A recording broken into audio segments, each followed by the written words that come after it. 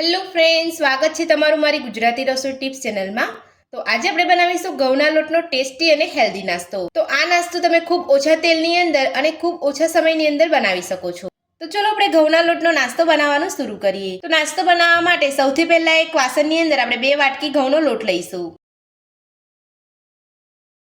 સ્વાદ પ્રમાણે મીઠું ઉમેરીશું। ફક્ત 1 ચપટી જેટલો બેકિંગ સોડા ઉમેરીશું। 2 મોટી ચમચી તેલ ઉમેરીશું। બધું સરસ મિક્સ કરી લઈશું અને થોડું થોડું પાણી ઉમેરતા જઈ અને મીડિયમ કડક લોટ બાંધી લઈશું। તો થોડું થોડું પાણી ઉમેરતા જઈ અને આપણે મીડિયમ કડક લોટ બાંધી લીધો છે। તો હવે આપણે લોટને ઢાંકીને રહેવા દઈશું અને નાસ્તામાં ભરવાનો મસાલો બનાવી લઈશું। તો નાસ્તામાં ભરવાનો મસાલો બનાવવા માટે સૌથી પહેલા આપણે એક મિક્સર જારની અંદર ડંડી સહિત આપણે લીલા ધાણા લઈશું। સાથે 10 થી 12 લસણની કળી લઈશું। 1 ઇંચ કટ કરેલો આદુનો ટુકડો લઈશું।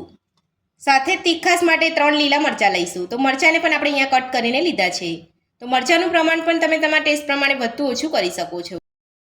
સાથે જ 2 મીડિયમ સાઇઝની ડુંગળીને આપણે કટ કરી છે તે પણ લઈ લઈશું। સાથે જ લીલા વટાણા લઈશું। 1 નાની ચમચી જીરું લઈશું। મિક્સર જારનું ઢાંકણ બંધ કરી અને બધું જ દરદરું પીસી લઈશું। તો બધું જ આપણે અહીંયા દરદરું પીસી લીધું છે। તો હવે આપણે ચેક કરી લઈશું। તો તમે જોઈ શકો છો નાસ્તામાં ભરવાનો મસાલો આપણો એકદમ સરસ પીસાયો છે। તો હવે આપણે મસાલાને એક બાઉલની અંદર કાઢી લઈશું। તો મિક્સર જારની અંદર પીસી લીધા પછી આપણે બધું જ અહીંયા એક બાઉલની અંદર લઈ લીધું છે। તો હવે આપણે તેની અંદર 2 બાફેલા બટાકાને છીની લઈશું। તો 2 બાફેલા બટાકાને આપણે અહીંયા મસાલાની અંદર છીની લીધા છે। તો હવે આપણે તેની અંદર નાની 1 ચમચી જેટલું ધાણા જીરું પાવડર લઈશું। સાથે સ્વાદ પ્રમાણે મીઠું ઉમેરીશું। તો મેં અહીંયા આટલા જ મસાલા ઉમેરી રહી છું। જો તમારે ઉપરથી બીજા કોઈ મસાલા ઉમેરવા હોય તો તમે ઉમેરી શકો છો। આપણે અહીંયા લીલા મરચાંનું પ્રમાણ વધારે લીધું છે એટલે આપણે અહીંયા સૂકા મરચાંનો ઉપયોગ નથી કરી રહ્યા। તો હવે આપણે બધું સરસ મિક્સ કરી લઈશું। તો બધું જ આપણે સરસ મિક્સ કરી લીધું છે અને આપણા નાસ્તાનો મસાલો બનીને તૈયાર છે। તો હવે આપણે જે લોટ બાંધીને રાખ્યો હતો તે લઈ લઈશું। તો હવે આપણે લોટને ચેક કરી લઈશું। તો લોટ આપણો એકદમ સરસ રીતે અહીંયા સેટ થઈ ગયો છે। તો હવે આપણે લોટમાંથી આપણે રોટલી જેટલા લુવા કરી લઈશું। તો આ રીતના લુવા આપણે કરવાના છે। તો હવે આપણે લુવામાંથી મીડિયમ થીક નાની રોટલી વણી લઈશું। તો બહુ મોટી રોટલી તમારે અહીંયા નથી વણવાની।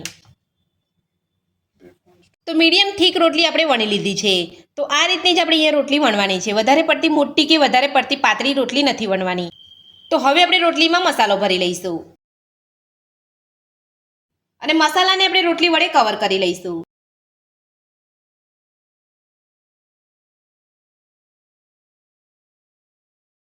અને વધારાનો થોડો ઉપરનો લોટ કાઢી લઈશું અને આ રીતે મસાલાને થોડો ફેલાવી લઈશું। તો આપણે રોટલીમાં સરસ મસાલો ભરી લીધો છે અને આપણો નાસ્તો બનીને તૈયાર છે। તો આ જ રીતે આપણે બધો જ નાસ્તો બનાવી લઈશું। તો મસાલો ભરી અને આપણે બધો જ નાસ્તો બનાવી લીધો છે। તો હવે આપણે નાસ્તાને સેલો ફ્રાય કરી લઈશું। તો નાસ્તાને સેલો ફ્રાય કરવા માટે મેં ગેસ ઉપર એક પેન રાખ્યું છે। તો પેનની અંદર આપણે 2 મોટી ચમચી જેટલું તેલ ઉમેરીશું। તેલને આપણે પેનની અંદર બધે જ ફેલાવી લઈશું।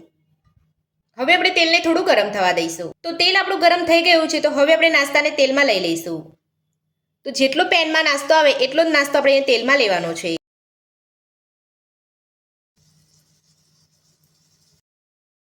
હવે આપણે નાસ્તાને ગેસની મીડિયમ ફ્લેમ પર એક બાજુ સેલો ફ્રાય થવા દઈશું। તો નાસ્તાને એક બાજુ સેલો ફ્રાય કરે 3 થી 4 મિનિટ જેટલો સમય થઈ ગયો છે। તો હવે આપણે પલટાવીને ચેક કરી લઈશું। તો તમે જોઈ શકો છો આપણો નાસ્તો એક બાજુ એકદમ સરસ સેલો ફ્રાય થઈ ગયો છે। તો આપણે બધા જ નાસ્તાને પલટાવીને ચેક કરી લઈશું। તો બધો જ નાસ્તો આપણે એકદમ સરસ સેલો ફ્રાય થઈ ગયો છે। તો હવે આપણે એ જ રીતે નાસ્તાને બીજી બાજુ પણ સેલો ફ્રાય થવા દઈશું। તો નાસ્તાની કિનારીને પણ તમારે આ રીતે ચીપિયાથી પકડી અને સેલો ફ્રાય કરી લેવાની છે। તો બધા જ નાસ્તાને આપણે કિનારીથી આ રીતે સેલો ફ્રાય કરી લઈશું।